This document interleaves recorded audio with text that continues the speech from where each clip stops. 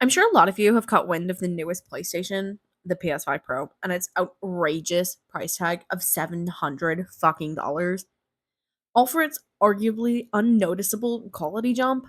And make no mistake, $700 is ridiculously expensive. And if you're willing to fork out that amount of money, I'd say you're insane. But consoles weren't always priced like this. So, what In the happened? modern entertainment landscape, video games have evolved from a niche hobby into a multi-billion-dollar industry based on a web of consumerism fueled by console marketing, subscription services, in-game purchases, and annual releases. In this video, we'll discuss how consumerism of the video game world affects players and developers. To understand the consumerist underpinnings of the gaming industry, we must first delve into the concept of console wars. Since the early days of gaming, competition between console manufacturers has been intense, to say the least.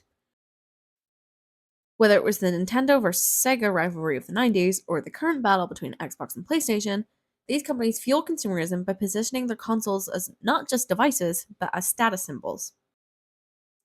Each new console generation is marked by aggressive marketing campaigns, creating a sense of urgency for consumers to upgrade, using FOMO as their main pillar in this, much like Apple does with their newest iPhone releases. Gamers are led to believe that not owning the latest hardware means being excluded from the most innovative and visually stunning experiences. Which actually does have some truth to it, as companies release console exclusive games, special bundles, etc., all in an attempt to prove that they're the better console. But it doesn't just become your preferred console for the games or the controller shape, but rather your identity as a gamer. I'm sure you're well aware of the Xbox versus PlayStation controversy that happens now and again.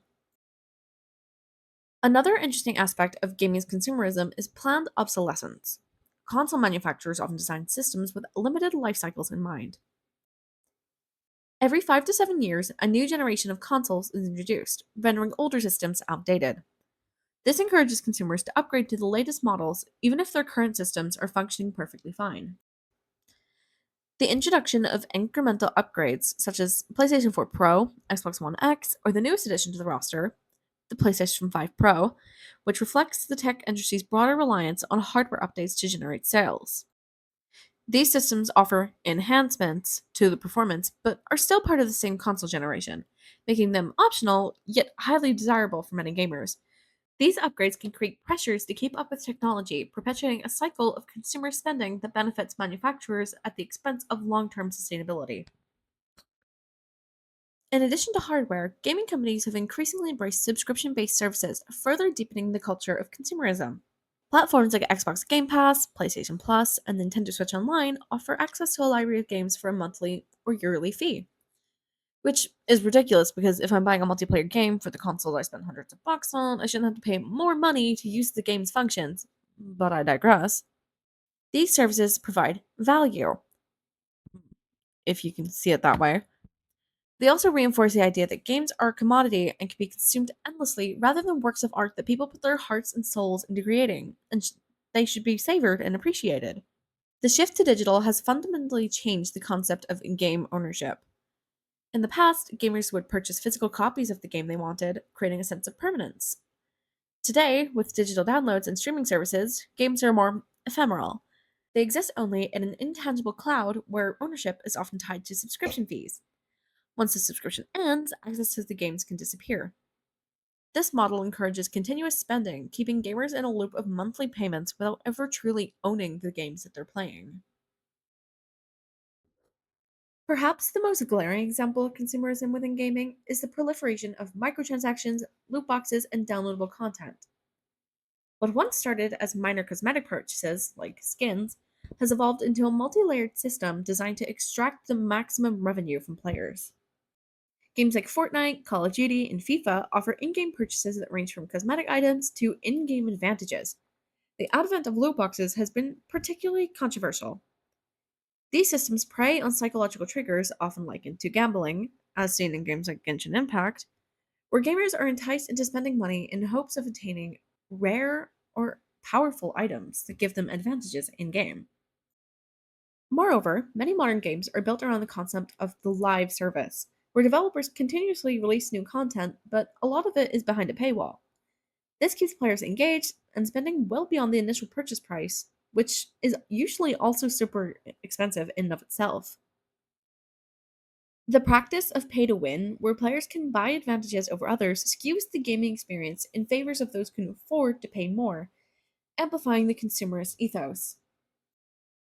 Also, this can often make it much harder to enjoy the game without spending money if everyone around you is buying expensive items and you're playing free to play. It can suck.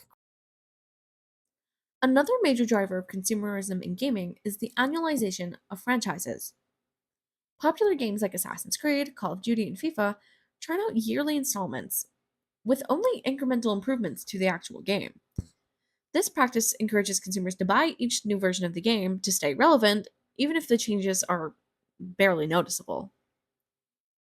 This relentless cycle of annual releases puts immense pressure on developers who often face tight deadlines and grueling work conditions as it is.